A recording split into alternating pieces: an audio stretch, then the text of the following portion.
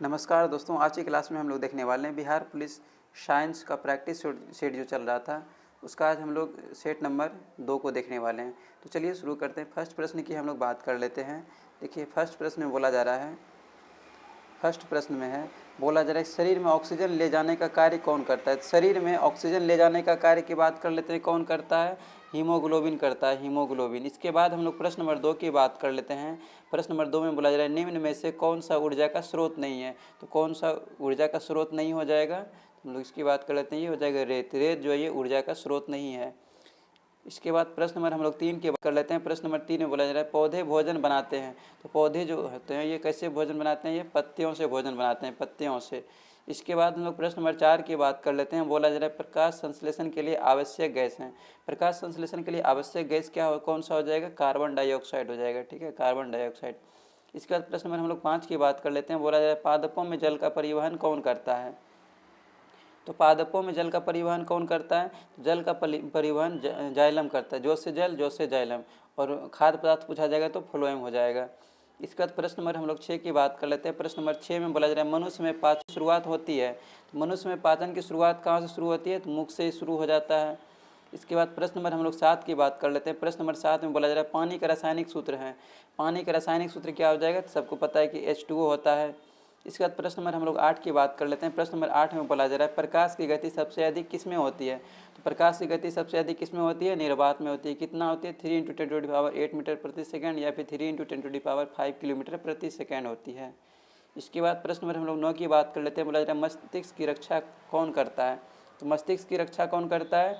सबको पता है कि खोपड़ी करता है। इसके बाद प्रश्न नंबर हम लोग 10 की बात कर लेते हैं। प्रश्न नंबर 10 में बोला जा रहा है हड्डियों को आपस में जोड़ने वाला उत्तक है। हड्डियों को आपस में जोड़ने वाला उत्तक कौन हो जाएगा? ये लिंगामेंट हो जाएगा। क्या हो जाएगा? लिंगामेंट हो जाएगा। इसके बाद प्रश्न नंबर हम लोग 11 की बात कर लेते हैं। प्रश्न नंबर 11 में बोला जा रहा है जल का उच्च तापवर्धन किस कारण होता है। तो जल का उच्च तापवर्धन की बात कर लेते हैं, किस कारण होता है? ये हो जाता है हाइड्रोजन बम के कारण होता है, ठीक है, हाइड्रोजन बम। इसके बाद प्रश्न नंबर हम लोग 12 की बात कर लेते हैं। बोला जा रहा है मनुष्य की आँख का संवेदनशील भाग कौन सा है। तो मनुष्य की आँख का संवेदनशील भाग कौन सा हो जाएगा?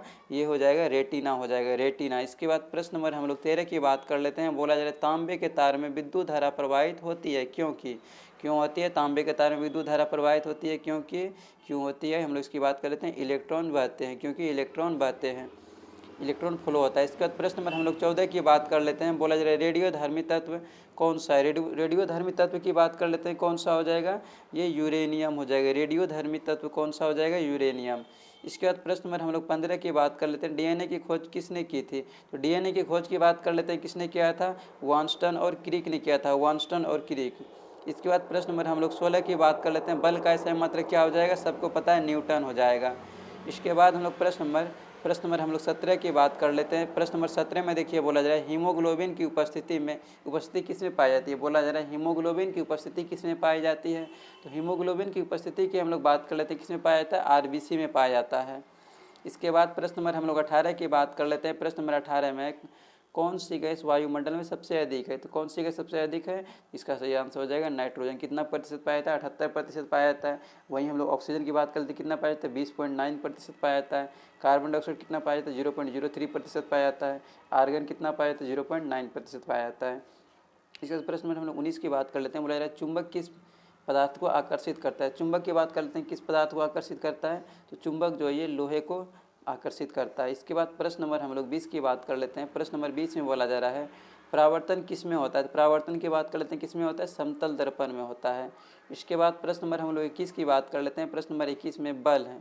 बल बराबर क्या हो जाएगा? बल बराबर फॉर्मूला क्या हो जाएगा? द्रव्यमान गुना त्वरण हो जाएगा, द्रव्यमान इंटू त्वरण हो जाएगा। इसके बाद प्रश्न नंबर हम लोग 22 की बात कर लेते हैं। बोला जा रहा है निम्न में से कौन एक रोगाणु है। बोला जा रहा है निम्न में से कौन एक रोगाणु है। तो रोगाणु की बात कर लेंगे, क्या हो जाएगा? उपरोक्त सभी हो जाएगा, बैक्टीरिया, वायरस, कवक सभी हो जाएगा।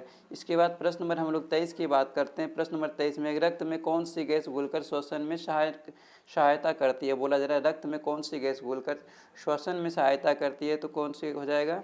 इसका सही आंसर हो जाएगा O2 हो जाएगा, ऑक्सीजन। इसके बाद प्रश्न नंबर हम लोग प्रश्न नंबर हम लोग 24 की बात कर लेते हैं। बोला जा रहा है लेंस का उपयोग किस में होता है। तो लेंस का उपयोग की बात कर लेते हैं, किस में होता है, चश्मा में होता है, सबको मालूम है।